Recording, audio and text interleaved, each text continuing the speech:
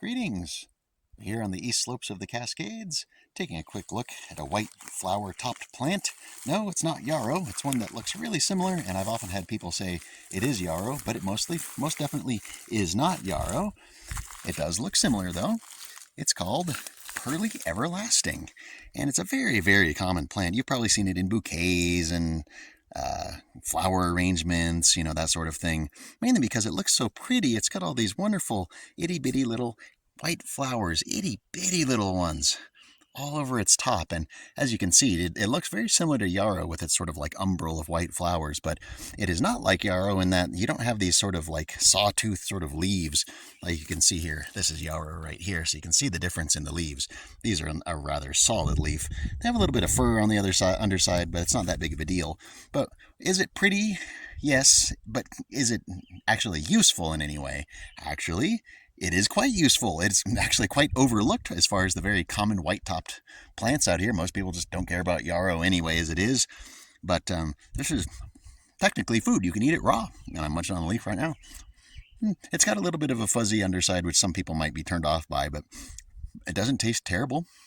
It just kind of has a sort of a green, almost sort of grassy flavor, which probably would go away if you blanch it or boil it or something like that, or mix it with something that's not quite as bitter. But it's not just food, it's also medicine. Like basically any plant that you find out here is going to be, if it's not going to kill you, it probably has medicinal values. Most plants have medicinal values, and pearly everlasting is one of them. It's not just an expectorant or can be used externally for like as a poultice for like rash or burns or skin irritations, but it has all the antis. What does it have? It is antibacterial. It can be antihistamine, most definitely anti-inflammatory. It is also anti-rheumatic, which means, yes, it can help your sore joints if you got a little arthritis. And it also is antiseptic and antiviral, which is actually a lot like yarrow itself. This lovely one is also antiseptic and antiviral, and so it's perfectly safe to apply topically because it's not going to hurt your skin at all. It's actually going to make your skin more healthy. And I use yarrow very commonly to stop bleeding with small wounds. And I know that it's also antiseptic and antibacterial, so it's not going to do anything but clean the wound. It'll help it be better. And also, so can pearly everlasting. And it's very easy to identify. You can't miss the tall singular stalk with a bunch of little white flowers.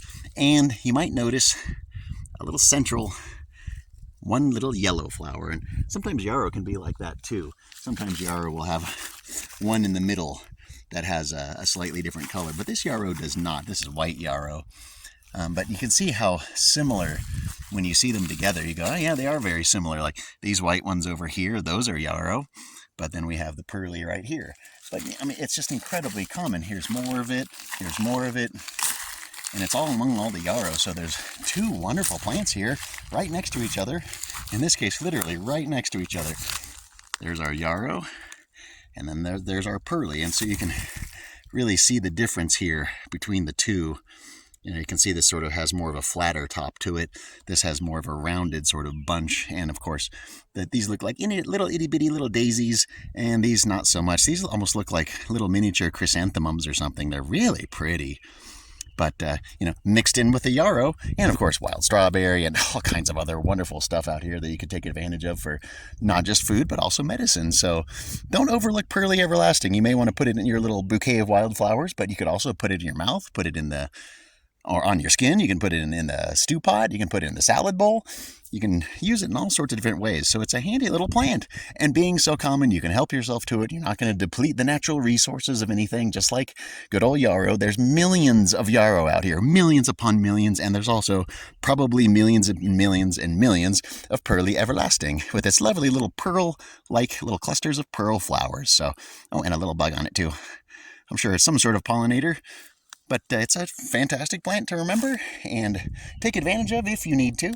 But obviously, make sure that you're not sensitive to it. Make sure that if you're going to be using it medicinally, you might want to ask somebody who knows really, really well what kind of dosage and that sort of thing. And of course, nibble it sparingly. Put a little bit in your salad and then add something else in. This isn't going to be the main food group. It's just a kind of a little go in. You can pick a few leaves and throw them in your salad or your stew pot just to give you a little boost. It'll probably help your immune system, and it's not going to hurt you really. So I wouldn't worry about that at all. But it's a good plant to know, and I highly recommend you look into all the different ways of using it if you can. But boy, is it getting hot today. There's a heat advisory out here for even the higher elevations. We're at 4,000 feet, and it is warm in the sun, so I'm going to go cool off. But I want to thank you so much for joining me for a few minutes here in the east slopes of the Oregon Cascades to take a quick look at a useful, edible, medicinal plant, pearly everlasting.